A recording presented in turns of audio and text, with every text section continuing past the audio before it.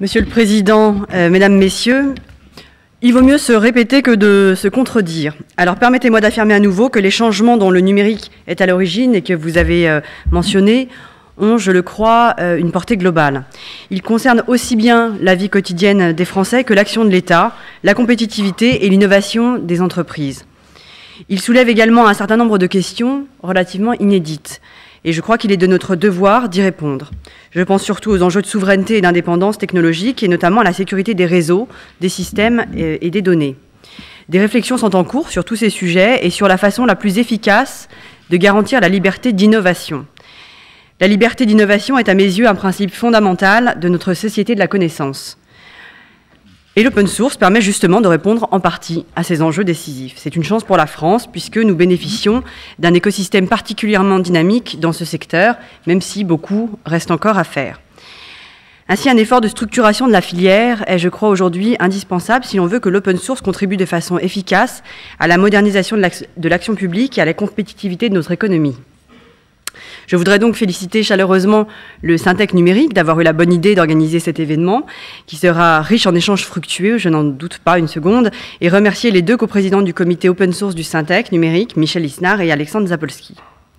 Vous n'ignorez sans doute pas que pour les raisons que je viens d'évoquer, le gouvernement a justement pris la décision d'aider au développement du secteur de l'open source et du logiciel libre, dont la France est d'ores et déjà l'un des acteurs majeurs. Depuis plusieurs années, le marché français du logiciel libre connaît une croissance soutenue. Elle devrait d'ailleurs encore se poursuivre. Ce marché, c'est aujourd'hui 2,5 milliards d'euros, soit plus de 6% du marché des logiciels et des services informatiques. Nous sommes l'un des pays les plus actifs au monde dans la conception et l'utilisation des logiciels libres.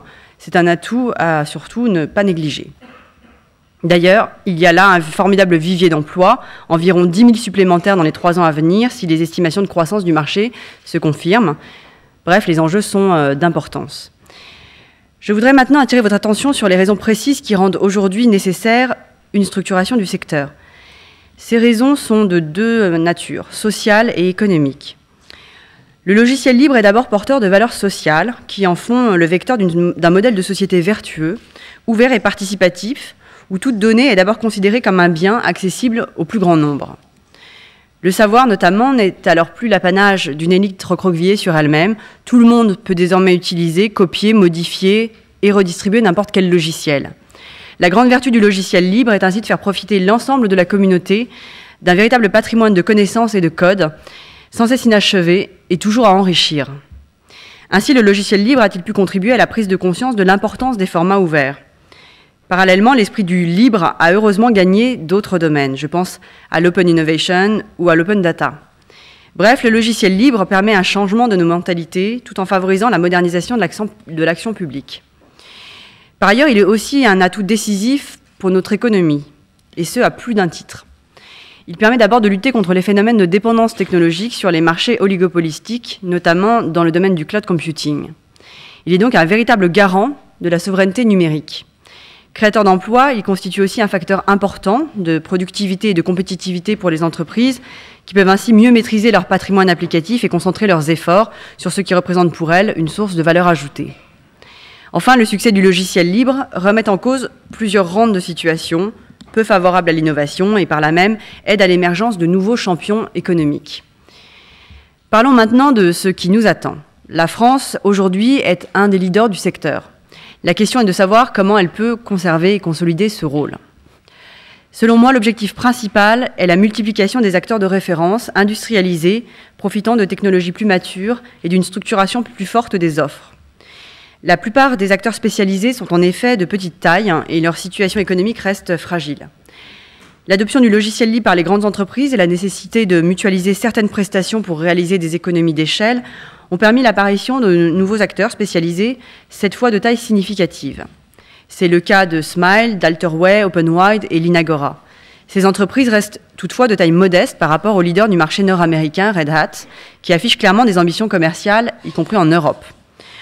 Nous devons donc encourager l'émergence de grandes entreprises dans le secteur du logiciel libre. La croissance soutenue du marché est l'occasion pour les entreprises françaises de devenir de véritables acteurs internationaux de référence.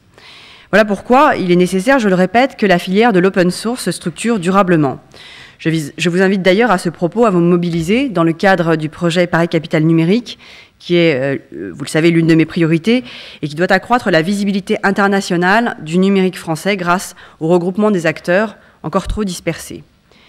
Dans un tel contexte, je souhaite rappeler l'engagement du gouvernement qui souhaite renforcer ce secteur. Plusieurs mesures ont déjà été prises, les grandes orientations ont été définies, surtout des objectifs en matière de modernisation de l'action publique ont été fixés. Je voudrais vous citer par exemple la circulaire du Premier ministre du 19 septembre 2012 concernant l'utilisation des logiciels libres dans l'administration. Les atouts du logiciel libre, ce sont un moindre coût, une souplesse d'utilisation et un levier de discussion avec les éditeurs. Il s'agit là d'une avancée majeure, importante pour le logiciel libre dans les systèmes d'information de l'État, qui permet de dégager les axes d'une véritable politique publique en matière d'open source et de logiciels libres. Le gouvernement a déjà commencé à mettre en œuvre cette circulaire. Outre un dispositif de gouvernance et de communication à destination des membres de l'administration, des groupes de travail thématiques ont été mis en place sur des sujets aussi différents que la bureautique, les systèmes d'exploitation, les bases de données et la gestion du parc informatique.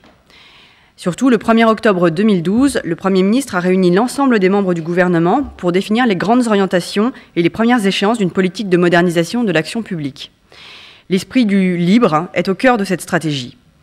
Nous souhaitons ainsi qu'au-delà de l'open source, l'open data et l'open API contribuent au développement de l'économie numérique et à la participation des citoyens à l'élaboration des politiques publiques. C'est, je crois, le sens du nouveau rattachement de la mission Etalab, en charge de la politique gouvernementale d'ouverture des données publiques, au nouveau secrétariat général pour la modernisation de l'action publique, rattaché au Premier ministre.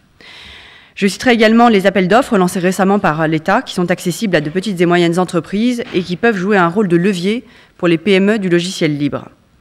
Enfin, l'action de l'État en faveur des entreprises du libre passe par des projets financés dans le cadre du Fonds unique interministériel, le FUI, et du Fonds national pour la société numérique, le FSN. Je vous donne un exemple. Chaque année, l'État finance des projets industriels de recherche-développement présentés par le groupe thématique logiciel libre du pôle de compétitivité systématique. Par ailleurs, le cahier des charges des appels à projets cloud computing du FSN soulignait, je vous le rappelle, l'attention particulière portée à l'opportunité de l'emploi et du développement de logiciels open source. Pour conclure, je vais insister sur un point important que j'ai déjà évoqué mais que je tiens à marteler.